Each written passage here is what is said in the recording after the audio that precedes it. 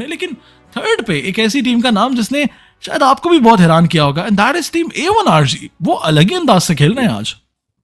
जी हाँ, बिल्कुल आपने सही कहा, बट शायद वो थोड़ा बहुत एक्सपीरियंस की मुझे कमी देखने को मिलती है। जब आपको पता ऑल गेमर्स क्या वो उसी जगह पर लूट करेगी या फिर केवल व्हीकल लेने के लिए वो वहां पर उतरे थे। बट जब हम बात करते हैं ऑल्टर ईगो की, परतोना जैसा एरिया जहां पर ऑलरेडी उतरते ही 52 ई स्पोर्ट्स के अगेंस्ट वो ड्रॉप फाइट्स में शॉट्स उनके ऊपर आए, सही समय पे अपने आप को कर्व में लेकर गए, भारत से वो फेयर देने की कोशिश करी, पर यहाँ पर स्नेप फंस चुके हैं। चारों तरफ से उनके पास वो क्रॉस फायर सेटअप देखने को मिला और उसके चलते बहुत ही आसानी से ऑल्टर ईगो को नुकसान दे दिया गया। और वहीं पर जब हम बात करते हैं Maxibles versus team Eagles e sports की, सेंट मार्टिन का वो कॉम्पिटिशन दोबारा से देखने को मिलता हुआ और रिजल्ट लगभग वही, जहां पर मैक्सिबल्स एक और बार टीम ईगल्स ई स्पोर्ट्स को डोमिनेट करती हुई, टीसी उन्होंने बढ़िया नॉक निकाला, सही समय पे करीब आए, उसी से वो नॉक कंफर्म किया। मैक्सिबल्स का अकेला प्लेयर स्लैक, मुझे लगता है कि उन्हें आगे बढ़ना चाहिए। अगर वो रिवाइवल दे दिया गया तो फिर तो चीजें और ज्यादा खराब हो जाएंगी, बट टीसी वो ऑलरेडी अपने उस एंगल पे अगेंस्ट टीपीपी तैयार बैठे हुए हैं। बट उसी समय पे कॉल आउट आया मैक्सिबल्स के लिए, स्लैक तुम इस जगह पर आओ, मुझे रिवाइवल दो ताकि इस फाइट को 2v3 में कंक्लूड किया जा सके।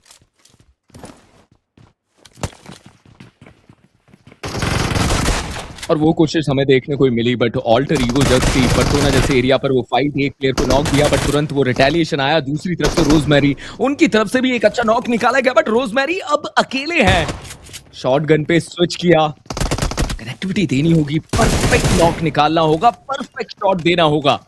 1v1 का ये बैटल, म्याओ उनके सामने लगातार कोशिश करते हुए, और यहाँ पर ऑल्टर ईगो अब अकेले बचे हुए हैं। बट जब हम 50 शॉट तो दिया गया, कनेक्शन उतना बेहतर बना नहीं, और 52 ई स्पोर्ट्स के म्याओ अपने दोनों प्लेयर्स को बचाने में कामयाब होते हुए।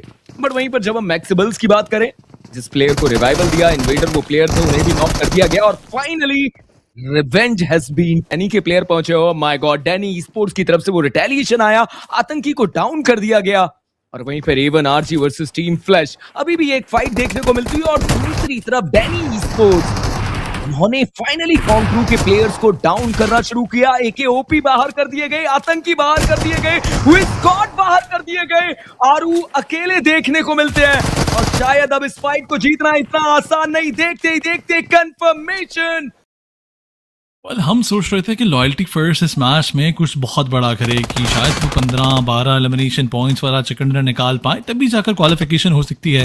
लेकिन एक टॉप क्लास में आना, 3 प्लेयर्स गंवाना, कुछ भी लॉयल्टी फर्स्ट के खाते में बेहतर हो नहीं रहा। लेकिन अब एक ऐसी सिचुएशन जहां पर 3 प्लेयर्स का सामना, चाहे वो एक गन तो रीलोड पे आएगी, दूसरी का इस्तेमाल भी नहीं कर पाएंगे और उनको एलिमिनेट कर दिया जाएगा। इसी की जानिब से लॉयल्टी फर्स्ट लॉबी जाती है और साथ ही साथ ग्रैंड फाइनल्स में क्वालिफाई करने की उनकी उम्मीद भी खत्म हो जाएगी। लेकिन ऑल गेमर्स वो भी एक फाइट में आएंगे, फाइट्स बैक टू बैक चलती हुई दिखाई देती हैं। पहला प्लेयर नॉक करने के बाद ऑल गेमर्स वो थोड़ा बहुत फायदा तो हासिल करते हैं, लेकिन देखते ही देखते दूसरा भी नॉक एंड फिनिश कर दिया जाएगा उनकी जानिब से। ऑल गेमर्स इस फाइट में मजबूर करेंगे कि टीम HBC यहाँ से फॉल बैक कर जाए, और ऐसा ही कुछ देखने को मिला। हार्ड बॉयज उनको पता लग चुका था कि अब यहाँ कुछ किया जा नहीं सकता, हासिल करने के लिए आगे बढ़ेंगे। लेकिन एलान इससे पहले कुछ कमाल करते हुए हमें नजर आए सोलो फाइट्स में, क्या फिर से कर पाएंगे? जहां ये एक सवाल है, वहीं पर ऑल गेमर्स बड़े ध्यान से खेलना होगा। जी हाँ, बिल्कुल वो सोच समझ के आगे बढ़ने की कोशिश, बट यहाँ पर HBC को फाइनली अपने नेट से, अपनी थ्रोएबल से एटलीस्ट एक प्लेयर को नॉक करना होगा। एलान की तरफ से वो नॉक तो निकाला गया, बट दूसरी तरफ से वो ट्रेड नॉक आया, ल्यू की तरफ से तुरंत नॉक करके कंफर्मेशन ले लिया गया। ऑल गेमर्स 1v4 की चुनौती एलान के कंधों पे। मैपल जरूर यहाँ पर डाउन है, बट शायद एक आसान सा रिवाइवल दे दिया जाए। और आप देखिए, फ्लावर तो ऑलरेडी डिफरेंट एंगल से फ्लैंक करके गए, बट डोपनेस के प्लेयर थर्ड पार्टी के लिए इंटरेस्टेड है। ऑल गेमर्स ने सही समय पे उन्हें चेताया, उन्हें धमकाया कि अगर आप इस जगह पर आए तो कहीं ऐसा ना हो कि आपके लिए भी हम परेशानी बढ़ा दें, और जिसके चलते डोपनेस फाइनली वो इस फाइट को अवॉइड करके, थर्ड पार्टी को अवॉइड करके दूसरे कंपाउंड की तरफ निकल चुके हैं। आसपास TRS भी दिखाई दे रही है। ये जगह अचानक से पॉइंट ऑफ कंटेंशन बन गई। समझ ही नहीं आया। और अगर यहाँ पर आगे कोई बढ़कर टीम टॉप गेमर्स पुश करते तो शायद अलग अंदाज से डीआरएस भी आ जाती, लेकिन ऐलान जाने से पहले एक को फिनिश किया, दूसरी डीआरएस तो नहीं लेकिन डीएक्स आ जाती है और देखते ही देखते ऑल गेमर्स को आखिरी प्लेयर पर ला खड़ा किया जाएगा। वो टीम जो कि डोमिनेट कर रही थी अब उन्हें डोमिनेट कर दिया जाता है। अनफॉर्चुनेटली आखिरी प्लेयर मैपल हैं जिन पर जिम्मेदारी तो आएगी, लेकिन डीएक्स उनके एक प्लेयर को नॉक एंड फिनिश करने में वो कामयाब हो जाते हैं, दूसरे को नहीं नॉक कर पाएंगे। और इस सारे वन, जी हाँ बिल्कुल ठीक कहा आपने, लेकिन ये सिर्फ वाहिद ऐसी टीम नहीं है, इसके अलावा भी अगर आप देखें तो तकरीबन सभी टीम्स अपने एक एक दो प्लेयर्स गंवा चुकी हैं। डी एक वाहिद टीम थी जिनके चारों प्लेयर्स थे, लेकिन ऐसा लग रहा है कि शायद वो भी अब चारों प्लेयर्स पर रह नहीं पाएगी। डिंगोस से फाइट बनती हुई दिखाई देगी उनकी। एक साइड पर अगर आप देखें डिंगोस के प्लेयर नॉकड आउट होते तो हैं, लेकिन सुशी फुल एचपी पर आगे बढ़ेंगे, सामना करना चाहेंगे। शॉटगन एक साइड पर चलाई, दूसरी साइड पर चलाई, कनेक्शन दोनों साइड पे मिलेगा।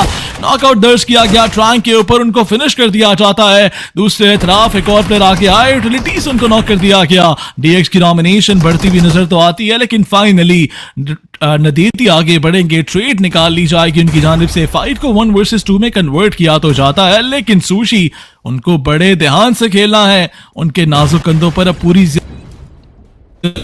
उनके अलावा एक ही प्लेयर यहां बचा है, लेकिन इस सारी सिचुएशन में डी के 2 प्लेयर्स का सामना करना है उन्हें। सूची एक 1v1 लेना चाहते थे, शॉटगन चलाई जाएगी, प्री फायर में आएंगे, थोड़ा बहुत डैमेज पड़ता है, लेकिन यहां ये चूहे बिल्ली का खेल चलता हुआ दिखाई देता है, जहां समझ नहीं आता कि कौन किस साइड पर जाना चाह रहा है। लेकिन वंस अगेन सूची आगे जाएंगे, पहला ब्लो, दूसरे प्लेयर को डैमेज दिया जाएगा। 1 वर्सेस 2 से 1 वर्सेस 3 हुआ, लेकिन अनफॉर्चुनेटली मैन एडवांटेज वो बड़ी वजह बनी। आप ये सोचिए कि 6 टीम्स यहाँ पर देखने को मिल रही हैं, जिनमें से 4 ऐसी टीम है जिनके लिए ये इस टूर्नामेंट का आखिरी मैच साबित हो सकता है।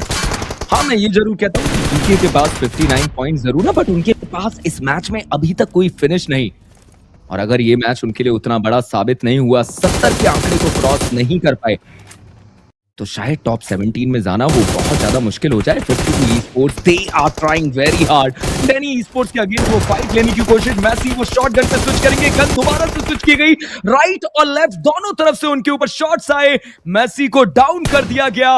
Danny esports इस मैच को बड़े मैच में कन्वर्ट करना चाहते हैं, बट 52 अकेला वो प्लेयर कोशिश कितनी देरी तक, जी नहीं, बाहर जाने स्टार्ट हो जाती है। घीके के बैड बॉय किसी तरह अपना एंगल बना लेते हैं टीम ईगल्स के ऊपर, और गाड़ी लेकर दूसरे प्लेयर को भी स्पॉट किया जाता है। अब यहाँ घेरा तंग होगा और केविन वो ऐसा ही करते हैं। के एजेस पे आखिर क्यों अपने आप को रखते हुए नजर आए, और उसके नुकसान हुआ और एक प्लेयर को लूज आउट किया, बट डीके की तरफ से डायरेक्ट मैच उनका पोजीशन ले लिया गया, एक और पॉइंट को लाकर दिया गया, 5 फिनिशेस उनके पास। उसी के साथ आप कह सकते हैं कि डीआरएस वो भी इस मैच से बाहर जाते हुए, मात्र 3 team 5 player, it's a 2v2v1 battle. Top G अभी भी बिल्कुल शांत अपने आप को रखते हुए, हाथ में नेड कुक करके बैठे हुए हैं, ताकि अगर कोई टीम कोई प्लेयर उनके करीब आता है तो वो शिकार कर पाए। डैनी ईस्पोर्ट्स उन्हें तो बिल्कुल आइडिया नहीं, आप सोचिए कि नेड के ऊपर मिल सकता है और कहीं ऐसा ना हो कि पीछे से टॉप जी उन्हें वो परेशान करे। वो नेट डाला भी गया, इंपैक्ट उतना नहीं आया, but Now they know. Top G को इस 1v1 के बैटल को जीतना होगा। नेट वो करीब गए इंफॉर्मेशन गैदर की, बट टॉप जी सही समय वो 1v1 जी के अकेले देखने को मिलते हुए। डैनी स्पोर्ट्स जिनके पास चिकन डिनर निकालने का मौका था, मोलोटोव का इस्तेमाल, बेहतर इस्तेमाल, जीके का कंफर्मेशन, टीम फ्लैश का टॉप जी, क्या ये 1v1 का बैटल जीत पाएंगे? जी नहीं, जीके ने इस मैच में चिकन डिनर कन्वर्ट किया, but top G what a game, what a survival, last moment पे